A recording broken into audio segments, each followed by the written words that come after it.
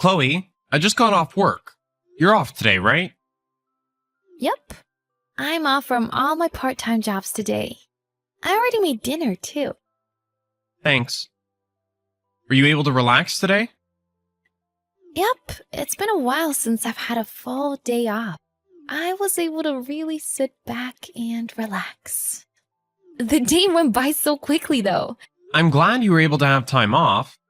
But are you okay? Huh? What do you mean? I mean, you're off today, but you've been working almost every day recently, right? I'm wondering if you're overworking yourself. Aw, thank you for worrying about me. But I'm totally fine. Don't worry about me, Brian. You've been a stay-at-home wife since we got married, but you started working so much recently. I can't help but be worried about you. I guess, but I'm doing this all because I want to. Well, yeah, I understand that. But you don't need to work this much, right? We've been able to live comfortably with my paycheck. You don't need to overwork yourself, Chloe. Thank you for saying that. I appreciate you so much, Brian. We've been having a stable life because of how hard you work.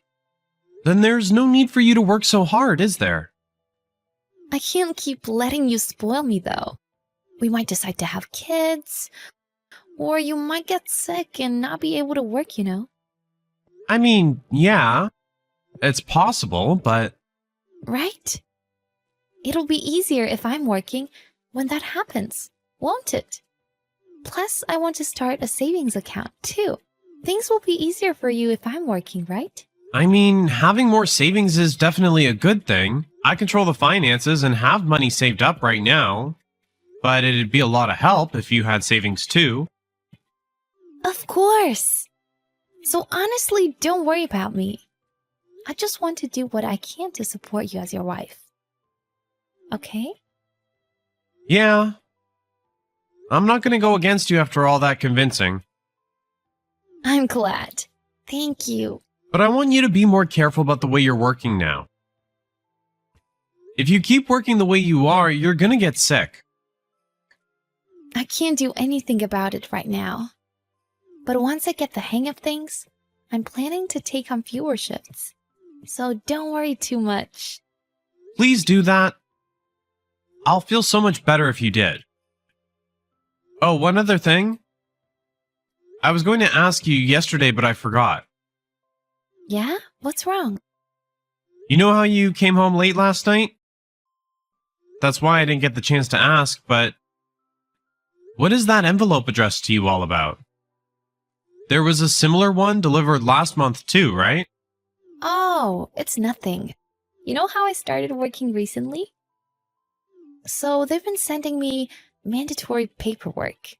I've just been receiving papers with instructions and those kinds of things. So don't worry about it too much. I see. Okay then. I'm almost home. I'll heat up dinner. Brian, sorry to bother you during your work. I have something important to talk about with you. Respond to me when you have the time. George? Did something happen? I don't get text messages from you that often. Oh, well, I knew that you had work today. I thought I'd be a bother if I called. Anyways, how's your work going? Is it going well? Yes, very well. Thanks for asking. Chloe's been supporting me a lot, too. I've been working much more productively compared to when I was single. Doing good, I see. I know this is awkward to ask, but you're not getting paid less, are you? Not really, no. In fact, I've gotten a raise this year. This is all thanks to Chloe. A pay raise. Then why are you guys in this kind of situation? Brian, do you even care about my daughter? What? What are you talking about? Stop acting clueless. My daughter came over here to ask us to lend her $10,000. How dare you not give her money to pay for living expenses? What? $10,000? Living expenses? I heard that she's struggling because you don't give her money for things around the house. That's why she's asking for us to pay for her living expenses. What the hell's going on? What do you mean? I have no idea what's going on either. What do you say? Are you going to act like you're innocent after making my daughter cry? I've been giving my wife $5,000 every month. I intended that money to include our living expenses, so I'm really not sure what you're talking about. $5,000? That much? Oh, I just remembered you work in finance. Yes, thankfully I have a fairly good job, but if what you're saying is true, that would mean that my daughter's lying to me. I guess you're right. My daughter never contacted me before she got married to you, so I'm grateful for you in that sense. But this and that is a different story. It's hard not to trust my own daughter. I understand what you're saying, George. If you're worried, I can show you my bank statements. Because of my job, I've been controlling all our finances other than our living expenses. Well, if you're going to say all that, I believe you. I'm sorry for doubting you in the beginning. It's okay. Thank you for believing what I told you. Anyways, I'm more worried about my daughter. She lied to me so that she could borrow $10,000. She might be in a situation where she can't tell us what's going on. About that, there's something a little off about my wife recently. How so? She started working a bunch of different jobs recently. She also keeps getting letters from a lawyer. Is that true? Your daughter doesn't know of the fact that I'm aware that the envelopes are from a lawyer, though. But I do think it's weird she's keeping a secret from me, too. That's true. I understand. What are you gonna do? I'll try talking to her about it. No matter the reason, $10,000 is a lot of money. It'll be difficult if we don't know the real reason for it. Yeah, I think it'll be better if I don't question her about it. Besides, if she gets suspicious, we might not be able to get anything out of her. I'll leave the rest up to you, Brian. Thank you so much. Brian, sorry I'm late. I'm heading home now. Did you eat already? If not, I can buy something on the way. It's fine, I ate already. Good job at work today. You too. Okay, maybe I'll stop by the store on my way home. Is there still food left at home? There's some pasta left over, but we're running low on sauce, so maybe you should get some on the way home. I'll do that then. Whew! I'm so tired from today, though. I'm so tired I might fall asleep right after I get home. Are you okay? I'm not going to go into the nitty-gritty about your working schedule now, but honestly, please be careful. I know. I'm taking care of my physical health. Don't worry about me. But, what's the reason you're working so hard? Is there something you want to buy? You know I'll buy it for you if you tell me, right? I told you, it's for our future. It's not something you need to worry about, Brian. I mean, sure. That's fine. Anyways, you got another letter. Oh, really? I'll read it when I get home. You can just leave it somewhere. Sure, but why is the letter from a lawyer? Huh? Did you look inside? Without my permission? No, I didn't look inside. But I don't need to open the envelope to find out who sent it. Anyone would be curious if their wife was getting letters from a lawyer. Do you have some kind of problem telling me? Of course not. We're married. Right. So what's this about? Like I said earlier, I'm curious.